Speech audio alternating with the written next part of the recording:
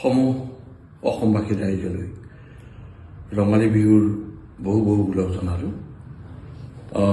আজিৰ দিনটোত কিছুমান চৰ্চিত কথাই মোক আমনি কৰিছে যে মই ক'বলগীয়া এটাই কথা যে যিসকল গায়ক বা গায়িকাই জুবিন গাৰ্গৰ হিয়াৰামটো জুবিন গাৰ্গৰ গান গায় তেখেতসকলে মই আগতো কেইবাটাও টিভি চেনেলত কৈছোঁ এই কথাষাৰ যে শুদ্ধ উচ্চাৰণ শুদ্ধ সুৰত যদি তেখেতসকলে গীত পৰিৱেশন কৰে মই নথৈ আনন্দিত হ'ম আৰু নতুন প্ৰজন্মৰ শিল্পীসকলৰ মাতো সুন্দৰ চব সুন্দৰ, কিন্তু তেওঁলোকে দেখা গৈছে যে বিকৃত জুবিনৰ গান বিকৃত কেতিয়াও কৰিব নাপায়।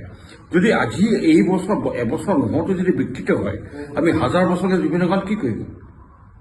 মোৰ প্ৰশ্ন যে জুবিনক হাজাৰ হাজাৰ বছৰ অসমত জুবিন গাৰ্গ থাকিবই, আমাৰ অন্তৰত থাকিবই, নতুন প্ৰজন্মৰ অন্তৰত থাকিব। গতিকে মই সমূহ শিল্পীসকলক নতুন শিল্পীসকলক মই অনুৰোধ জনাইছোঁ যে তোমালোকে গীতবোৰ শুদ্ধকৈ শুদ্ধ উচ্চাৰণ শুদ্ধ সুৰত যাতে পৰিৱেশন কৰা তাৰে কামনা কৰিলোঁ। ধন্যবাদ।